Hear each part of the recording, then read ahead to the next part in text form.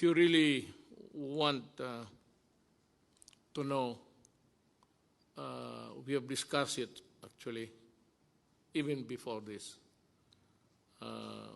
We are inclined to extend the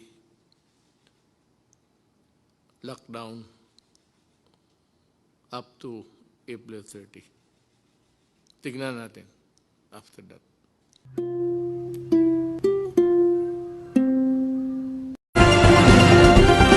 To my countrymen, for this talk with you, I propose to divide my discussion. The first is I must read the report of the interagency.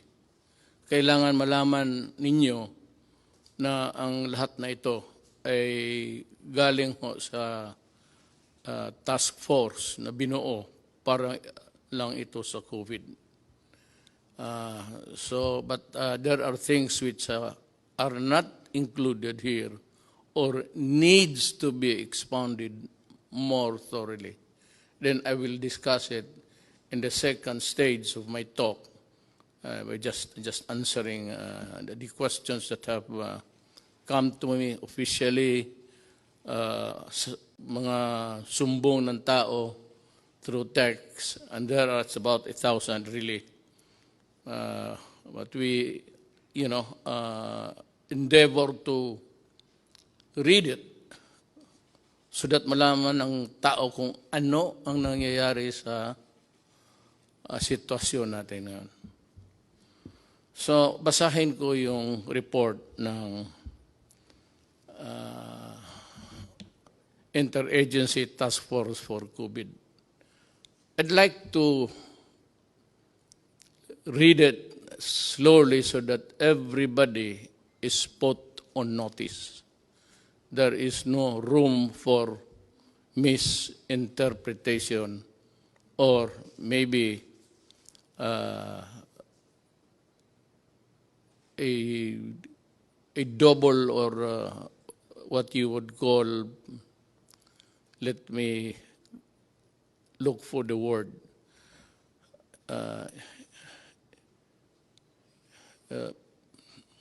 I forget, but I'm sure it will come back to me. So first, let me read it.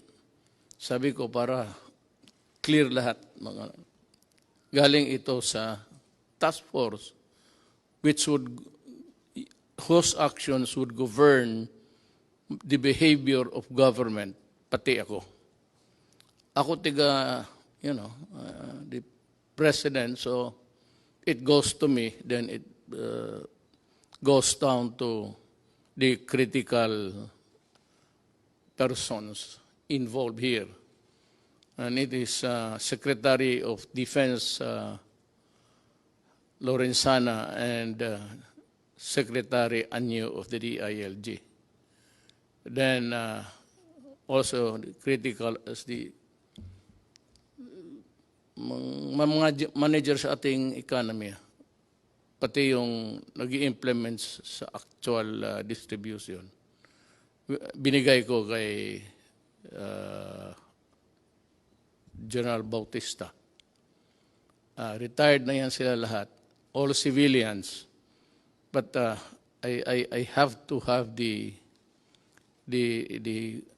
critical mind of a military sa itong pera. Pag marami yan, pati ako kaya ko yung intindihin about the economy. But yung implementasyon at pagpaunawa kung paano ito gawin, I have faith in these three guys, and I would like them to proceed in a manner that they were trained to act and think, and that is a military trained mind. Our resources through the Bayanihan Heal as One Law has been mobilized, implemented. Yung iba nakatanggap na, yung iba wala pa. So as I go along, try to understand what I'm saying. I am reiterating that our most vulnerable citizens, especially the poorest of the poor, must receive the government's assistance immediately o hindi patayan sa gutom. Alam ko na we cannot just focus or zero in itong the poorest of the poor. It's actually it has bloom into something ginagamit sa politika, mga politiko na will go for the poorest of the poor. Pero yan talaga ang totoo. Marami ang may gusto. I will discuss it when I reach the point raised by Governor Remulla of Cavite, which I think is valid. We'll try to remedy whatever kung may pulot pa tayo sa daan. The economy is not moving, stand still, so wala tayong kita. Ang ginagamit natin, ito na yung nireserba natin na pera. Ang pinagyayabang ko na may pera tayo, it's 300 billion. Mabutit na lang nandyan talaga. Kaya kung hindi, kung minaldas ko yan ng mga project na karamihan naman kukurakot, mas mabuti pa, sabi ko, na itong pera na tinago ni Dominguez, pero may order na tipid ka talaga, tipid tayo. Hindi natin ito pera, tipid. So that's what we do in the cabinet. I am really, alam nila yan, and you can ask all of them. Allergic ako sa paghingi na ng pera ang project ng mga cabinet members. Yung iba, hindi ko talaga pinipirmahan. Ayaw ko lang sabihin, may iba dito involved sa 270 billion. Sabi ko kay Medjaldia, kindly tell the cabinet member that I am not signing his program. Not because I do not trust him, but talagang isali na lang natin sa lahat kasi kukulangin tayo. Tapos yung poorest of the poor, yun namang hindi poorest of the poor, magrereklamo yun kasi sila, yung minsan yung nang umuupalan ng bahay, kumikita ng buwanan. Yung poorest of the poor, yan yung araw-araw na hindi makakain kung hindi makatrabaho. Or wala ng trabaho. Ito namang ang tawag natin na sa middle income, yung kanila, nakaupalan ng bahay na medyo maganda sa subdivision, then may kunting pera sila para dideposito nila for the rainy days. Now, what is really very sad is that the rain has arrived.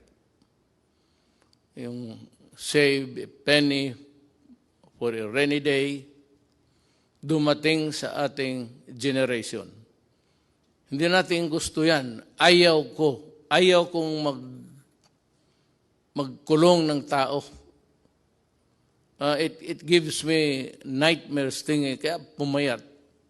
Kasi ako, pag nagising ng gabi, pag umihi ako, hindi ako bumabalik sa kama. Diretso ako sa lounging chair at mag-isip na ako, maabutan ako ng daybreak, magtingin ako sa labas, sa bintana. Paano ko? Sa akin lahat maghiram o the 100 billion pesos for 1 month or the 270 billion pesos for 2 months yan, nakaprogram na as earlier estimated, is not enough. I'm calling on the Secretary of Finance to generate. Magnakaw ka, maghiram ka, walang pakialam, i-produce mo yung pera kasi pag naubos na ito,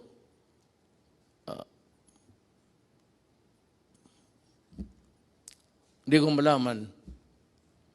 Itong COVID na ito talaga yung tunay na at the start sinabi ko sa inyo. Bantay kayo dito, bantay tayo. Talagang yayariin na itong COVID na ito. It might not really cripple a country, but it will, of course, cause a sadness and fear kung paano tayo makaraos dito. We are exploring options to adjust our budget. Yung budget na yung earlier na budget, wala pa yung COVID. Sinabi ko, bawasan na lang yung iba or totally ilaglag mo na lang yung project na yan, iligay mo dito kasi ang unahin natin, ang tao, ang tiyan. Kasi pag wala nang kinakain, a human being can be violent. Especially makita niya yung mga anak niya wala nang kain, nag-iiyak siya, maghingi ng gobyerno, tapos wala na akong maibigay at maubos yung bigas natin. Parang hindi lang ako, lahat sa buong mundo. Kami yung in charge sa gobyerno. Yun ang problema namin. Problema ko, problema ni Trump, problema ng lahat. Kasi yung economy nila, pareho man tayo lahat. Walang kita. Puro gastos na lang. Wala nang kumikita araw-araw na magbayad ng buwis, magbayad kung ano-ano. That is income for how it would impact on our GDP. Yung GDP is just yung income ng ekonomiya based on the income ng gobyerno. That's what it's all about, actually. So, ang gobyerno kasi cannot print so much money. Hanggang ano lang ang value ng ating economy that is equal to your value, how much money you can print, how many trillion or billions are you allowed. Yan ang economy mo. Hindi mo sabihin na, mas malaki yung iyo kasi mas malaki yung sa Amerika. Sa Amerika naman, may trabaho. Lahat nagbibili ng eroplano, bala, kasi gusto ng gulo. Ang gulo para kumikita. Well, okay, if you look at it that way, well, they want wars to continue so that they will earn, so that yung bala nila, baril nila, yung mga kanyo nila, mga eroplano nila, bumibili tayo para, kagaya nitong atin ngayon, patayin yung Pilipino kasi nagre-rebelde. Nagkikidnap, tapos binababoy yung tao, pinuputulan yung ulo, pati mga sundalo ko. Ganun. So that is how it is. Everybody wants war, trouble, because kung wala ng gera, ang kita nitong mga to, these countries, producing the armaments and the lethal things in a inventory sa bodega. Ganun yan. Isipin mo na lang kung wala ng gulo. Sino magbili ng bala? Sino magbili ng baril? Yan ang isi-share ko, yung nalaman ko lang. The little knowledge that I have. I'm sharing it with you. I may need more minutes or hours to talk with you But at least kung makinig kayo, you'd be able to understand even may paradigm ang paningin ko sa buhay at ang paningin ko kung saan ako tatagal, saan ako pupwesto dito. Once again, I am asking the utmost cooperation of the public in these trying times. Let us see the needs of our poor brothers and sisters who are hit most by the pandemic. You know, lahat tatamaan ito. Kaya sa lahat ng bansa sa mundo, isang order lang. Pasok kayo sa bahay, huwag kayong lumabas kung ayaw ninyong mahawa. But for those people, Filipinos, who have to, go out to earn a living sa mga palengke, makikita mo naman, nobody's obeying the order. And, the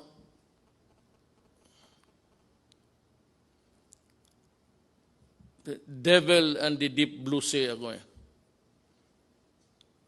Paano, ibawal ko, huwag silang magtrabaho, lumabas. Hindi kakain yan. Mabutit na lang nga, hindi na humihingi sa iyo.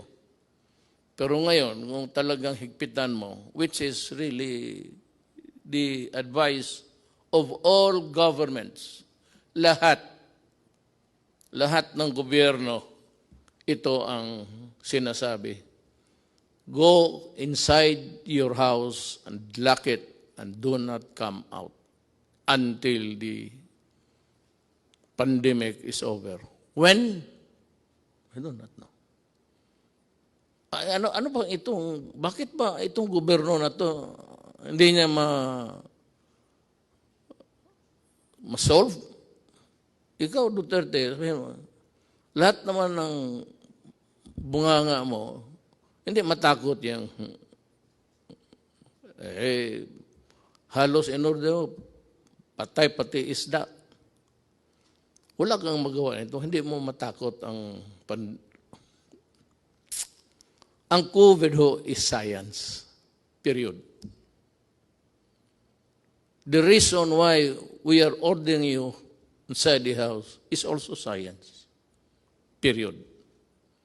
Hindi ito kalaban na galing sa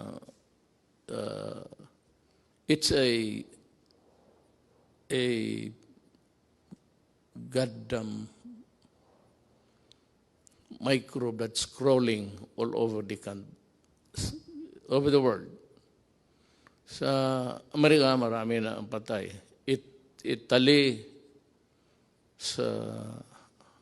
ang France, in one day, or was it Italy? In one day, 500 ang patay. So it's a deadly thing. That is why, huwag kayong lumabas.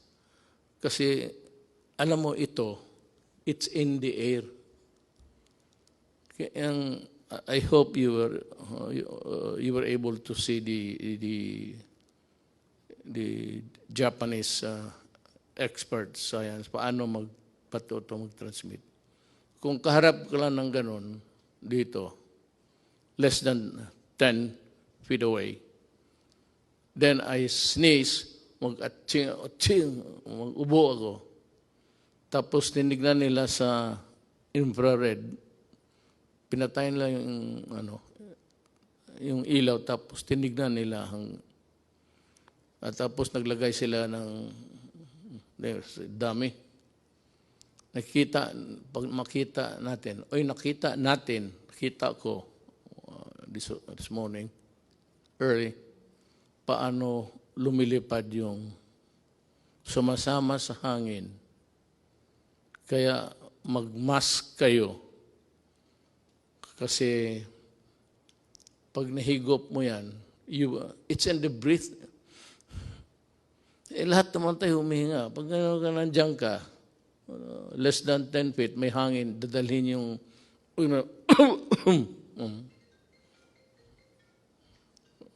nagtawag na yung si microbe. Yan ang explanation ko. Bakit? Wala tayong panalo dito. Hindi ito. Kung mabaril lang ito, wala. Natapos na ito. Bigay ko lang sa isang kumpanya na sundalo. Dito, sa likod, maraming sundalo dyan. Hindi, tapos na sana ito. Pati sundalo nito. Kaya nakaawa ako sa mga sundalo, at mga pulis.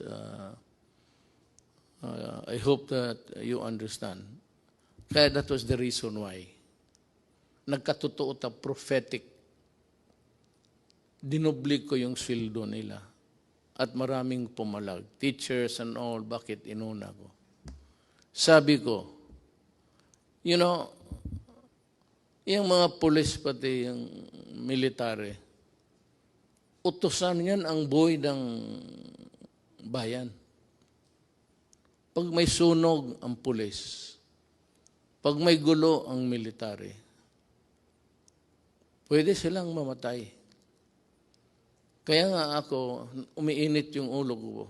Pag sinabi ng mga, pinuputol yung sabi ko, I said I was laying down the predicate. Alam mo yung mga tao talaga, yung mga opisyal, mga former generals pa, ikakat nilang paglumaban at ang buhay ng pulis or military nasa alanganin, bumaril kayo at sa ulo mo, kundi aabutan ka. And the classic example was yung sa Caloocan. I think it was about 2 months ago. 8? Or was it last year? Yeah. Nilapitan niya yung adik. May dalang knife. Lumapit ang pulis. Lumapit rin, lumaban. Naunahan pa ang pulis na saksak, patay.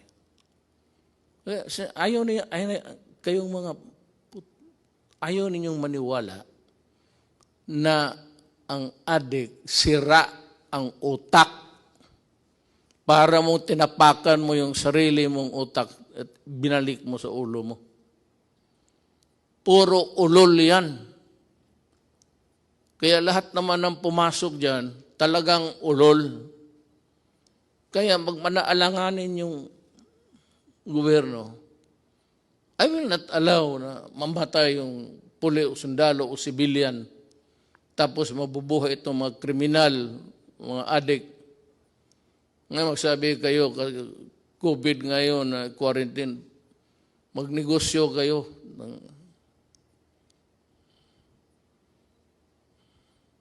Wala nang malagyan eh. Nandiyan naman yung Manila Bay, tapon mo lang. Tataba pang isda dyan, totoo lang. At sasarap. Sinabi ko na sa inyo, huwag. No, ngayon, it's a thing which is, I said, rampaging all throughout our country. And every country for that matter. Huwag ninyong subukan ang gobyerno kasi pati ang gobyerno desperado na. Ako desperado na rin. Sabi ko nga, nakatutok ako sa bintana. Makita ko na lang. Kaya may tulog ako. Kanina nagising ako mga 3 plus. Pag 2 beses ako before getting to bed, and once, talagang mag-ihi ako 1 beses, umaga. Yung gabi, no, magising ako. Nakatutok ako sa madilim na langit. Well, it's a private thing, but nagdadasal ako.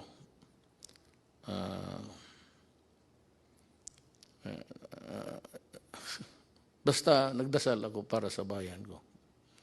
Kasi yung iba-iba ang Diyos nila eh. My God is the true God. It's only one God. Doon lang ako na, hindi ako nag-ano ng iba. One God lang ako para isang salita lang. Hindi na marami pa akong intermediary. Parang santo, checkpoint yan. Diretso ako.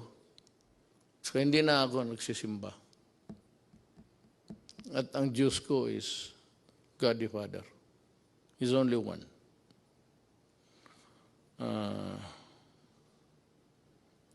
To my fellow,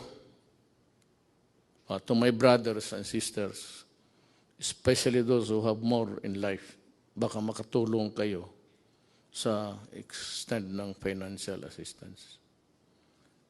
Kung hindi mo na masyado kailangan at alam mo na may minagugutom, bigay mo na lang para hanggang maubos ang may border yan eh. Tulong mo hanggang dyan lang. Ang gobyerno, ganun. I would like to be honest. Ang 100 billion pesos per month, 300 yun. So, ang 100 billion pesos budget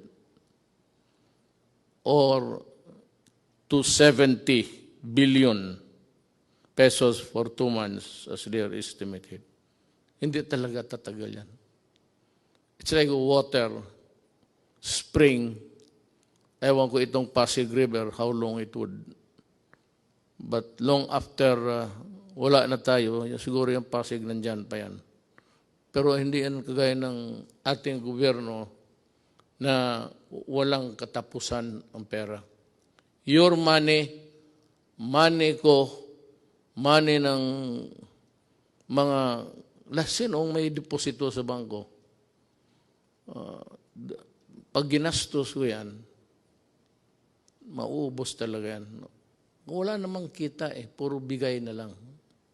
So that is a problem. Kaya sana,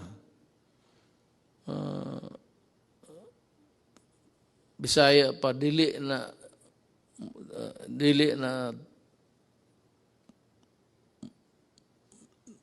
ang tubig mahubas po.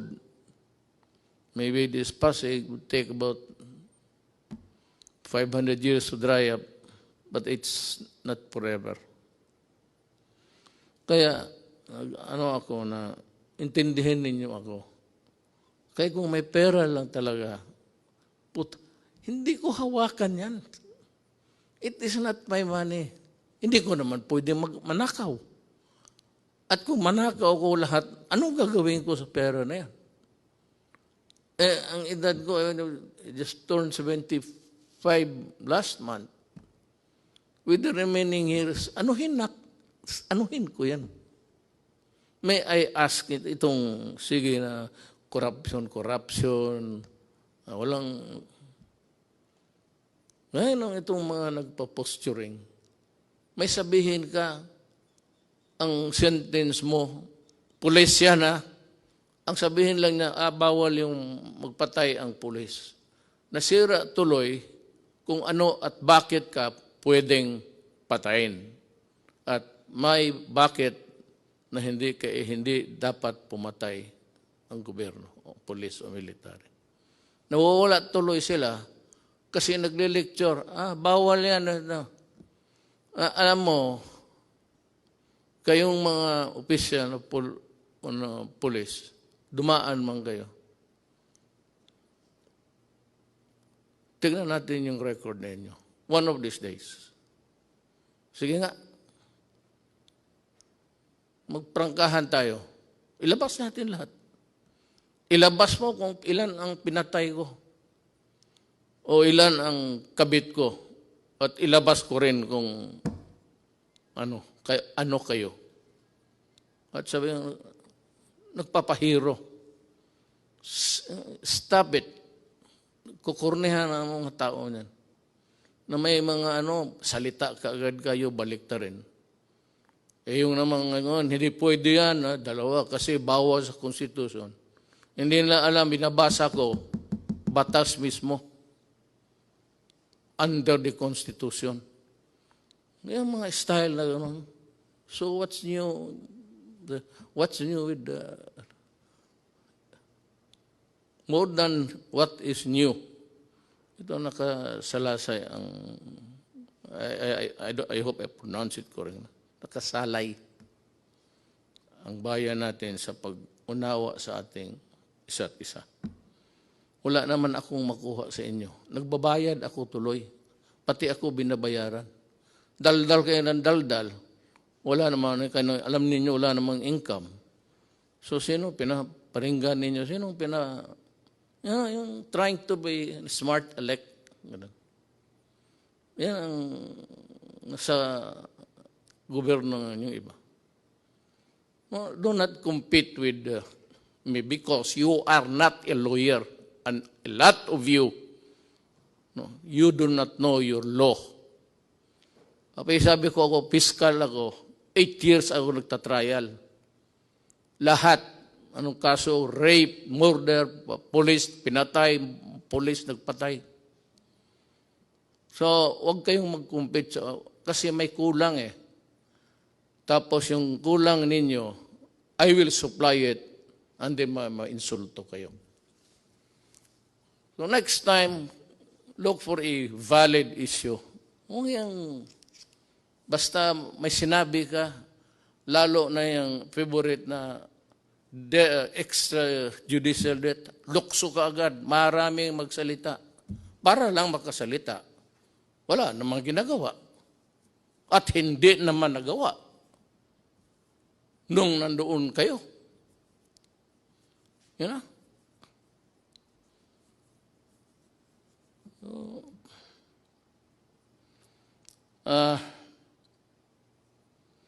Let us take this problem one at a time.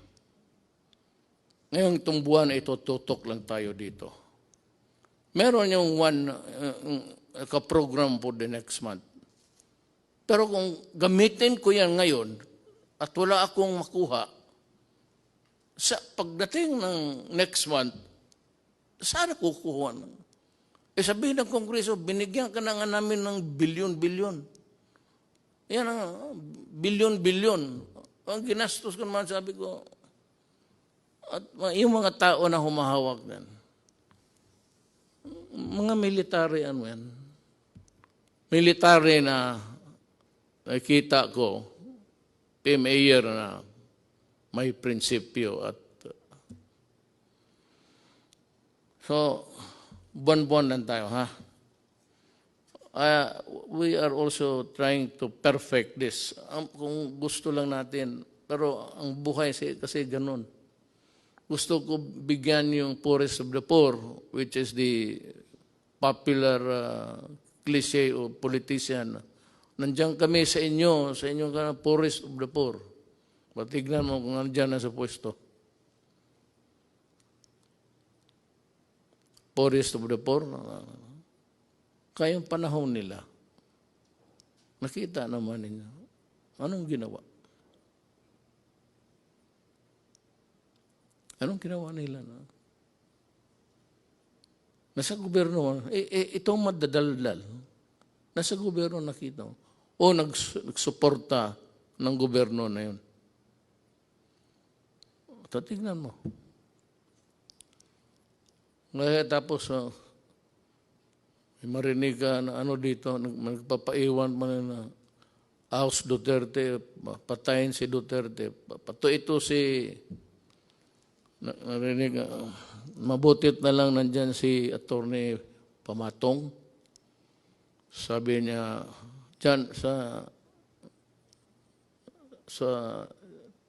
Facebook ba yan? He declared himself that I am the duly elected President of the Republic of the Philippines and I am ordering the military to arrest Duterte and to, sabi ko, tinanong ako ng staff dyan paglas, anong masabi mo sa sinabi ni Pamatong? Sabi ko, tama siya. Tama talaga siya. Sabi niya, siya lang ang he will solve the problem in 3 weeks. Sabi niya, ang military, kailangan arestuhin. Because nandito ako ready to solve the pandemic that has struck the entire planet Earth, and He will solve the problem. Tama. Kung gano'n na siya, tama. I agree. Kung magpunta siya dito, mag-usap kami. Kung ang solusyon niya okay, then sabihin mo sa military na, Adre, tama si Amatong. Alis na ako.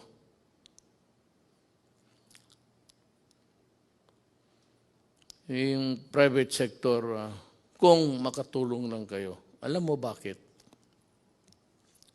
Hindi yung private sector na yung buwanan lang rin ang sweldo pero may bahay, either financing o umuupa sa category, unfairly though, middle class na yun sila. So sila, sinulatan ako ni Governor John Vic Remulla. He said, among the memo dumating sa akin is, humingi nito, among them is Governor John Vic Remulla, who is appealing to include the middle class in their constituency because kailangan rin nila. Ako, I agree. I know the political, economic horizon of the country. At least, nung akin lang, yung maliit kong sabi ko, hindi ako nagyayabang, maliit lang yung akin, how I deal with the problem. Alam ko, at kung maari lang, isali ko sila.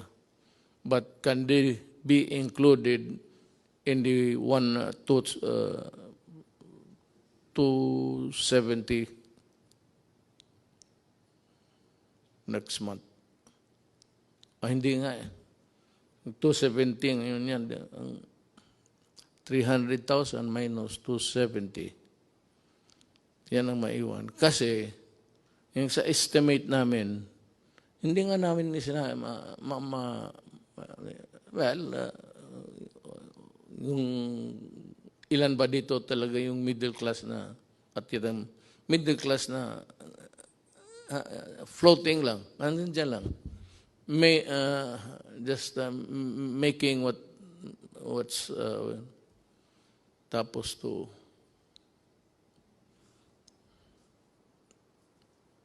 both ends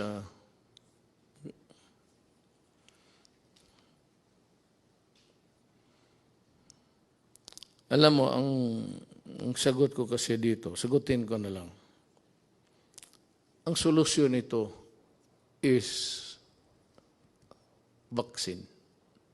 Walang iba. Unless and until the bright boys, the scientific minds can come up with a vaccine or a previous, sabi nila yung sa malaria. I remember yung tatay ko. May tinamaan ng malaria yun eh. Panahon ng gera. Kita ko siya yung mag-shake para talagang parang addict. Ano yung anti-malaria, I remember. But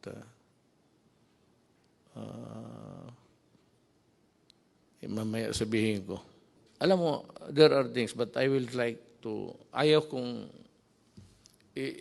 sabihin ko na hindi ko isali yung sa task force. Kasi sila yung mga doktor, sila yung mga economists, sila yung lahat ng tipon-tipon. Tapos experts ng anong field, infectious diseases or whatever. And they are better and to be there to help solve the problem. Tayong ako abogado, wala talaga ako. Wala akong maitulong except gaganuin ko lang kung ano ang mabuti sa bayan na huwag mo baliktad. Pero kasabi nga dito, the resources is not infinite. Infinite is everlasting. It's finite. Finite is hanggang may border lang talaga. So sa buhay na ito, lahat talaga may border, pati ang buhay mo. O whatever it is, pera mo. Maraming mga mayaman dito noon, panahon estudyante po kami. Ngayon wala na. Because, ganun ang buhay. There's not enough money to go around. Ang gusto kong maintindihan ninyo, na itong problema natin, talagang problema ito. Kung ayaw ninyong maniwala, edi kayo, basta ang pangkontra nito is stay home at huwag kang mahawaan because it's in the air. Nandyan sa hangin eh. Pero hindi niya magtagal yung mga virus sa labas, sa init. Pero nagkukontaminate yan madalas yung sana mapanood ninyo yung experiment na ginawa ng mga Japanese doctor. At pinalabas doon sa Amerika. Ang Amerika talaga ang nawalop. Maraming patay sa Italy, Spain, France, pati Amerika. Ngayon, bumaba ang patay nila. Pero the prediction is really dire. For as long as there is no vaccine or any medicine that this men of science can think of to put an end to it, we will suffer. Hindi ko alam kung kailan kayo, sabihan ko sa inyo, bahay lang kayo. Hindi ko alam kung kailan ako makahatid ng pagkain sa lahat. Hindi ko alam kung saan ako magkuha ng pera. Hindi ko alam kung ano ang ipagbili ko na kung may magbibili.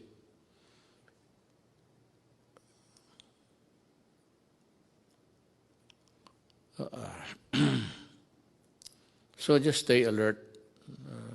Makinig tayo hindi ito trabaho ng abogado ha. Trabaho ito ng mga medical experts pati men of science. Hindi, I just happened to be here. I just happened to be here. To my chagrin, maybe. Bakit sa panahon ko tumama itong mas matindi ito sa gira. Walang kalaban eh. Hindi mo makita. Kakita mo pati lahat, pati Taliban, takot sila. Lahat. Kasi yung pawis lang, sagaran mo yung pawis. Yung distance rule, social distancing. Okay, I just say, distant rule. Isundin lang ninyo. Kung hindi ninyo masunod, well, I would say na, hindi naman kasiguro kayo mamamatay. I hope not. I hope that you will not get sick. I hope that you will not die. Alam mo bakit kung mamatay ka? Sabihin ko sa iyo, galing hospital o saan ka clinic, your body can only be handled by people who are fully protected. Hindi ka na makahawak kung sino yung namatay. Ayoko nang magbanggit ng ano pa. Basta kung sino yung namatay, hindi mo mahawakan. balot diretso yan, tapos diretso sa sunugin crematorium. Hindi ka nga makaburol. You will not be allowed na magburol ka ng isang tao na matay sa COVID. Sunog talaga yan. Kaagad. Ora mismo. Hindi mo na makita. Makita mo na lang sa malayo na yan, kinakarga ng punerarya, car, funeral vehicle. Pero hindi ka na makalapit. Baski mayaman o mahirap. You will not be allowed to go near, touch the whatever it's. Wala, diretso na. At walang libing yan. Sunog.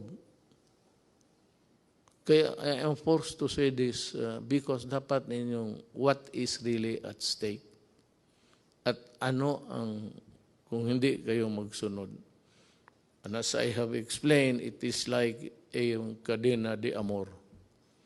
Habang may driver mo o magpunta siya sa utusan mo, mahigop niya, bumalik siya sa kotse mo, magsakay yung anak mo, ikaw, makuha mo. Hindi na siya kailangan mag-atching pa. Yung breath niya, yung ginawa niya, nasa kotse, yun.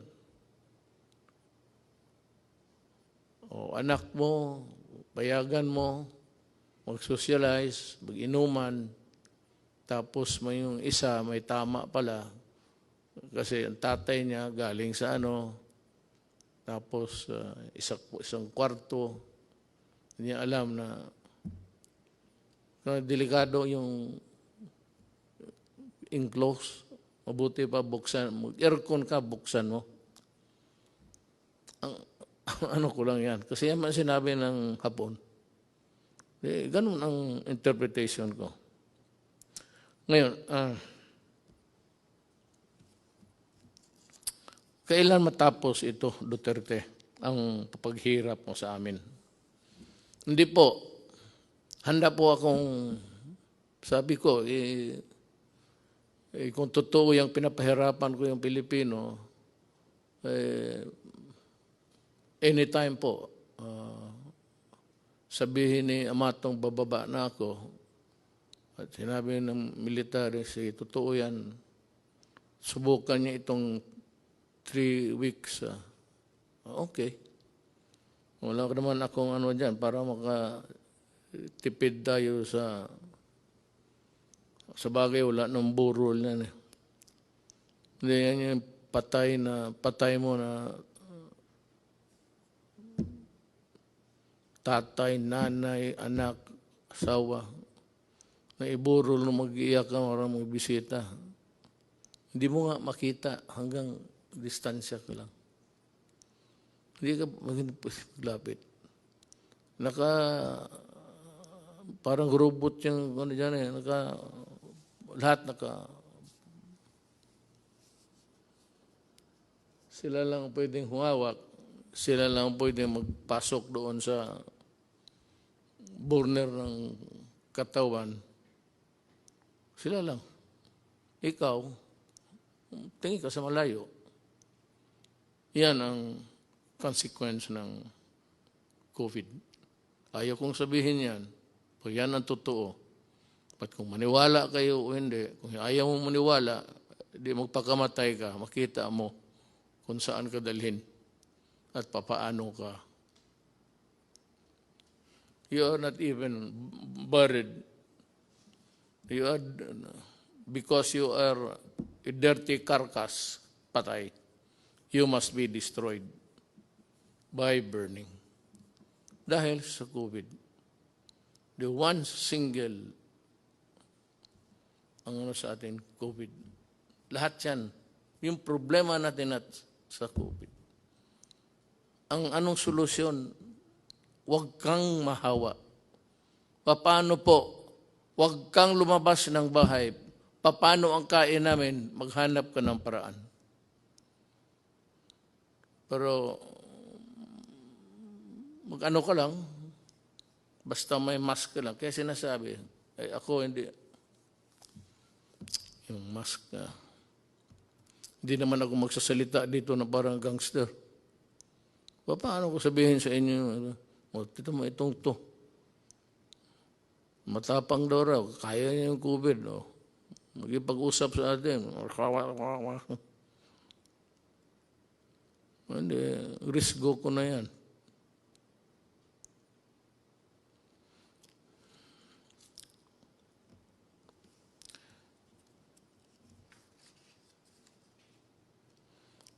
It's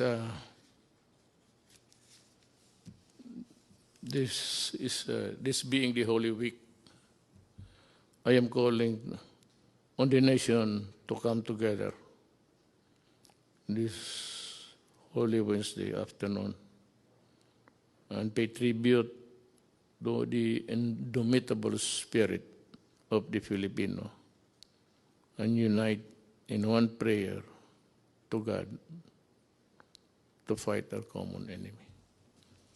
Ang magdagdag, nag-improve ba tayo? I really do not know.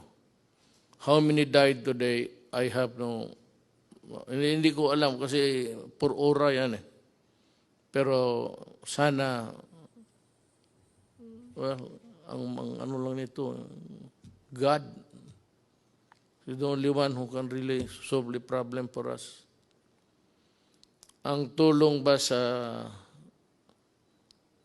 inyo ay sapat, kayong poorest of the poor, at kayong mga, I would say you have to consider us also as poor because yung deposito namin, yung aming pera, may border rin ito, ang bulsa.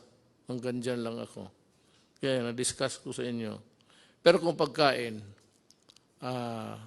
may makain ba tayo? Bigas, I will try. I will try. Maghanap ako paano ang paraan.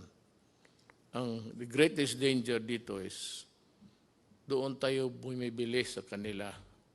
Ayoko lang sabihin I do not want to mention the country. But kung sabihin nila, alam mo, sabihin ko magbili pa ako kasi maubos na. Sabihin nila na, sorry, ito, hindi namin alam kung gaano katagal to. Mag-i-reserva lang namin. Maya na pagkatapos sa COVID, pwede kang pabilihan ito. So, kailangan ng categorical statement from me coming from the Interagency Task Force. Ang lockdown, wala talagang solution. Pero kung ayaw ninyong maniwala, take the risk. May mga tao rin talaga, alam mo sa totoo lang, I'd want to be, hindi ako nagbabastos ng tao. And just trying to explain to sinishare ko nga sa inyo kung ano ko yung nakuha sa buhay, na pag-aralan ko sa buhay.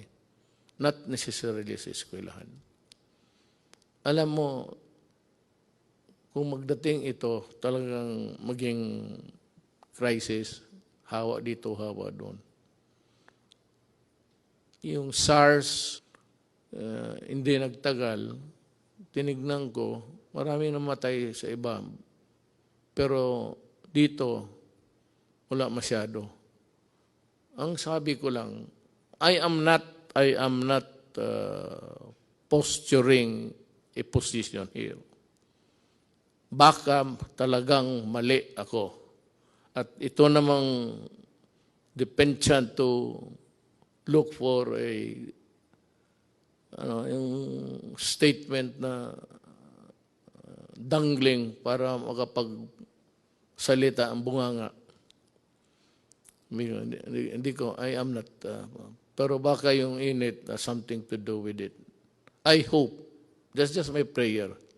There are a lot of people also coming up with that kind of thinking that maybe yung weather, climate, temperate zones, tropical init makatulong. So yan ang hiningi ko sa inyo, yung panawagan ko. Be patient at intindihin ninyo kami sa gobyerno. We would appreciate it. Yung ano lang, mag-intindi lang, patient, huwag kayong masyado.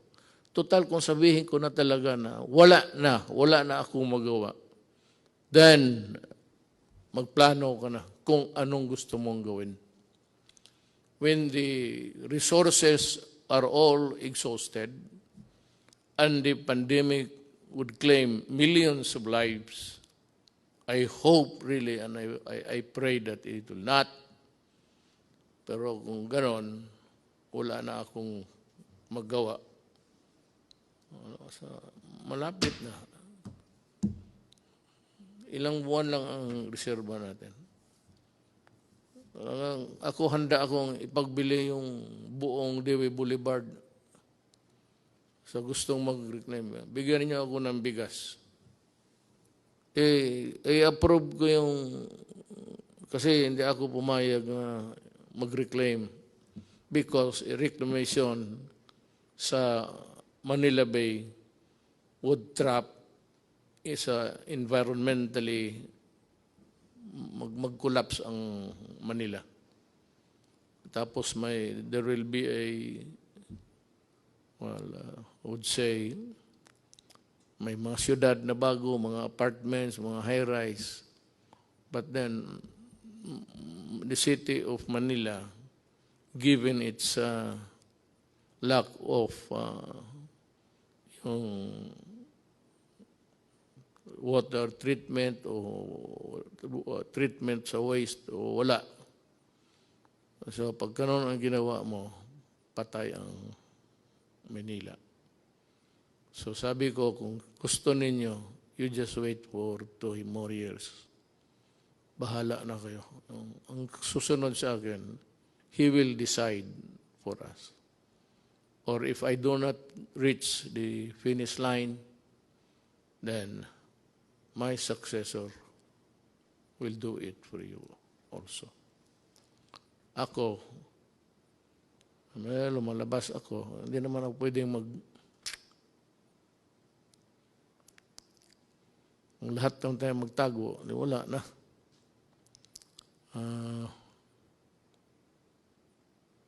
I have also to magsusugal rin ako.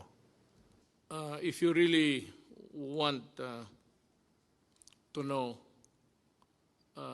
we have discussed it actually even before this. We are inclined to extend the lockdown up to April 30. Tignan natin after that.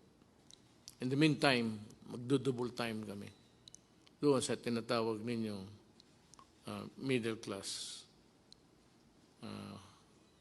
How is it defined or arrived at correctly? We will talk about this. I address myself to the people who have the money now to help, pati yung mga employers. Alam mo, tulungan ninyo ang gobyerno, ang bayan natin. Kasi pag bumagsak ang gobyerno, bagsak kayong lahat. Sabi ko nga, I end this with a prayer. Yun, gusto ko lang masabi rin ano nga sa utak ko para maintindihan rin niyo ako. At sana, next time I would talk to you, baka mag-improve na ang situation. Whatever be the correction, kung makorek itong, it's an anomaly sa ating buhay sa mundo. May ganun eh. So, if if it can be corrected, lahat naman tayo, we only live if it's time. He created the world, planet Earth, and if God wants it ended, so be it. Salamat po.